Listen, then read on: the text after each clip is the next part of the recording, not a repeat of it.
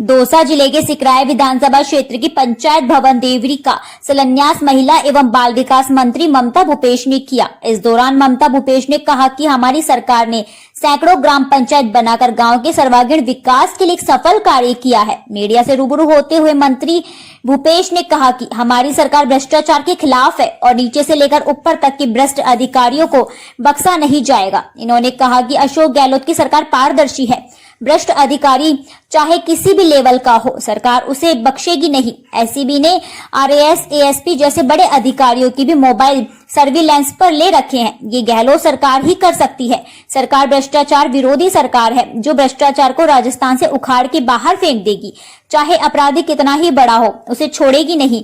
मंत्री ने एसीबी द्वारा दौसा में 2 आरएएस अधिकारियों को ट्रैप करने के मामले को लेकर एसीबी को बधाई दी। आज नई ग्राम पंचायत के भवन का शिलान्यास किया है। मैं समझती हूँ कि ग्राम पंचायतें नहीं बनना राजस्थान के लिए बहुत ही श्रेष्ठ कार्य रहा है। इससे गांव का विकास होएगा। हमारी सरकार के माध्यम से राजस्थान के अंदर सैकड़ों नई ग्राम पंचायतें बनी जो बहुत समय से लंबित थी, और लंबित ग्राम पंचायतें अटकी हुई थी जिनसे क्षेत्र का विकास रुका हुआ था। राजस्थान में बहुत सी पंचायतें बनी। हमारी सरकार पारदर्शी जवाबदेही सरकार है। हम लोग चाहते हैं कि हम लोग सरकार के माध्यम से गाँव का विकास करें। 80% जनता गाँव के अंदर रहती है, इसलिए हम लोग ग्राम पंचायतों को अच्छे कार्यों के प्रति सजग करने के लिए कार्य कर रहे हैं। आज देश का किसान 50वें दिन भी 50 दिन से ऊपर होने के बावजूद भी बॉर्डर से हटा नहीं है, दिल्ली के चारों तरफ बैठा हुआ है। 10वें दौर की वार्ता भी विफल रही है। मैं समझती हूँ कि मोदी सरकार की नीयत के अंदर खोट है। मोदी सरकार किसानों के साथ दोगली नीति अपनाना चाहती है और ऐसे लोगों को कमेटी में बना दिया जो एक व्यक्ति तो कमेटी की सदस्यता ही छोड़ के चले गए। वो नाखुश थे इनके फैसले से। इसलिए मैं फिर से मोदी सरकार से कहना चाहूँगी कि इतने शहीद जो हमारे किसान हुए उनके परिवारों की तरफ देखें। लाखों लोग बॉर्डर पे बैठे उनके परिवारों की तरफ देखें और इन कानूनों के ऊपर पुनर्विचार करें और किसान को एक अच्छी जिंदगी जीने के लिए इज्जत के साथ में भेजें। जिस महामारी से पूरी दुनिया जूझ रही थी उसके लिए आज वैक्सीनेशन शुरू हो गया। देखिए, मैं बधाई देना चाहूँगी। इसमें राज्य सरकार और भारत सरकार का भी दोनों सरकारें मिलके इस वैक्सीन के प्रोग्राम को आगे चला रही थी। मुख्यमंत्री जी ने स्पष्ट ये बात कही है कि भारत सरकार की गाइडलाइन के आधार पे हम लोग चलेंगे। आज वैक्सीन का शुभारंभ था, मैं भी उस कार्यक्रम में थी और मुझे खुशी है कि एक डॉक्टर सुधीर भंडारी जो हमारे एसएमएस मेडिकल कॉलेज के प्रिंसिपल है, उन्होंने सबसे पहला टीका लगवाया। तो अगर हम लोग अपने कोरोना वॉरियर्स, डॉक्टर्स, हमारे पैरामेडिकल स्टाफ, हमारी आंगनबाड़ी की बहनें, अगर इस तरह के लोग हौसले के साथ में आगे आएंगे तो वैक्सीन के ऊपर हमारा भरोसा रहेगा।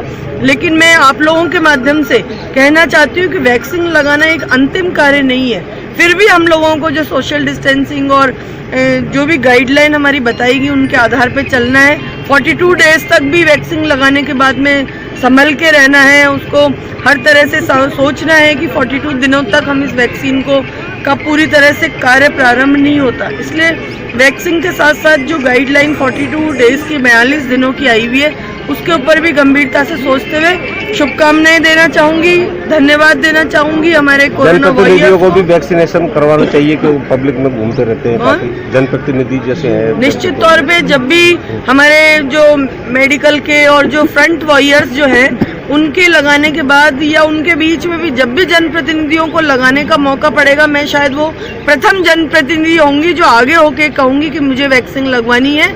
मुझे भरोसा है अपने देश के उन साइंटिस्टों पे जिन्होंने इस वैक्सीन को तैयार किया है, इनार्स किया है और इस वैक्सीन के ऊपर इतनी मेहनत की है, जो इतनी जल्दी वैक्सीन बन के आई है। नहीं, वैक्सीन बनने में 10-10 साल लग जाते हैं, लेकिन कहीं ना कहीं हमारे वैज्ञानिक, हमारे जिन्होंने इसका शोध किया है, उनको एक बहुत ही मुबारक दिन है आज की इस देश के लोग वैक्सीन लगा रहे हैं भरोसे के साथ में, अपने ही देश में बनी हुई। आम जन को भी निःशुल्क मिले वैक्सीन। देखिए, मुख्यमंत्री जी ने प्रधानमंत्री जी से इस बात का स्पष्टीकरण मांगा है कि जो वैक्सीन आ रही है, आज 1600-1500 करोड़ रुपए इन वैक्सीनों पे खर्च होंगे, वो तो सरकार खर्च कर रही है हमारी, लेकिन आने वाले वैक्सीन जो आम जनता को लगेगी उसके लिए भारत सरकार को स्पष्ट करना चाहिए कि इसका पैसा लेगी या फिर फ्री देगी या राज्य सरकारों के ऊपर छोड़ेगी, कुछ भी चीज है उसका स्पष्टीकरण करके जनता के बीच में इस बात को खुलासा करना चाहिए कि वैक्सीन की जिम्मेदारी कौन ले रहा है। मैडम नॉमिनेशन चाहिए ना, लोगों ने जिस तरह से महामारी का दंश झेला है।